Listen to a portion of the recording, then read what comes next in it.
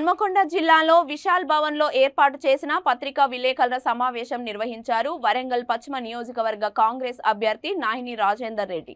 ఈ సందర్భంగా ఆయన మాట్లాడుతూ బీఆర్ఎస్ పార్టీ 2 పర్యాయాలు అధికారంలో ఉండి ఏం చేసిందని ఇప్పుడు ఏం చేస్తారు అని ఎద్దేవా చేశారు। బీఆర్ఎస్ మాయమాటలను హామీలను ప్రజలు నమ్మే స్థితిలో లేరన్నారు। తెలంగాణ రాష్ట్రంలో బాగుపడ్డారంటే అది కేవలం కేసీఆర్ కుటుంబమే అని, కాంగ్రెస్ పార్టీ అధికారంలోకి రాగానే మొదటి నెలలోనే అర్హులైన ప్రతి ఒక్కరికి ఇందిరమ్మ ఇండ్లు ఇస్తామని అన్నారు।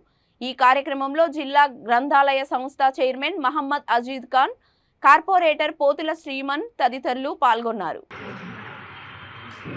తెలంగాణ వచ్చిన తర్వాత నీళ్లు లేవు, నియమాలు లేవు, ఏమీ లేకుండా నీళ్ళ పేరుతోటి ప్రాజెక్టు కడుతున్నామని పెట్టి కాళేశ్వరం ప్రాజెక్టు ఏ విధంగా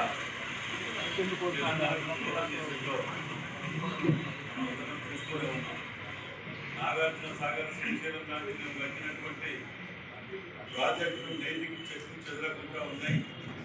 కానీ 30,000తో అయిపోయేదాన్ని రిలీజన్ పేరుతోటి 1,00,000 కోట్ల దాకా తీసుకుపోయి కట్టినటువంటి ప్రాజెక్టు ఇలా కనీసం నాణ్యత లేకుండా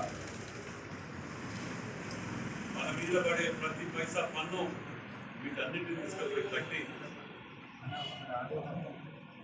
ఉన్నటువంటి ఇంజనీర్లు రాష్ట్రానికి ఒక ఇంజనీర్ తీసుకొచ్చి ఇక్కడ పెట్టి తలకాయ పట్టుకుంటే కూడా వినకుండా వాళ్ళ యొక్క స్వలాభం కోసం అతి దారుణంగా రాష్ట్ర బడ్జెట్ని అప్రపాలు చేసిన చరిత్ర ఈ కేసీఆర్ చూస్తూనే ఉన్నాం।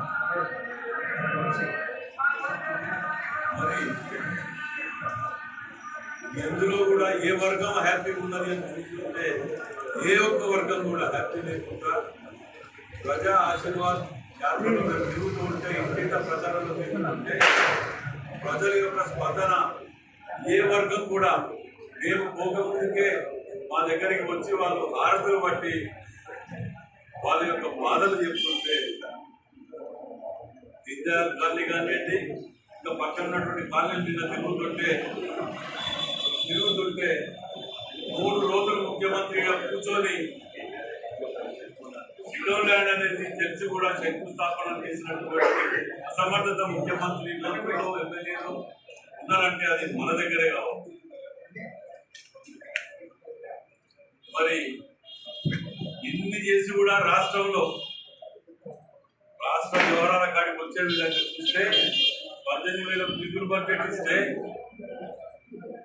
5,40,000 కోట్ల అప్పు చేసి మరి ఏమైనా సాధించిందా అని అంటే నీళ్ళు ఎక్కడ గుండుస్తున్నావు దానికి వీళ్ళు గొప్పలు చెప్పుకోవటం, అభివృద్ధి చేసినాం, అది చేసినాం, సెంటర్లలో 2 విగ్రహాలు పెట్టి అభివృద్ధి చేసినాం అనే యొక్క అష్ట దరిద్రపు ప్రభుత్వం వ్యక్తులు ఉన్నారంటే టీఆర్ఎస్ బీజేపీ।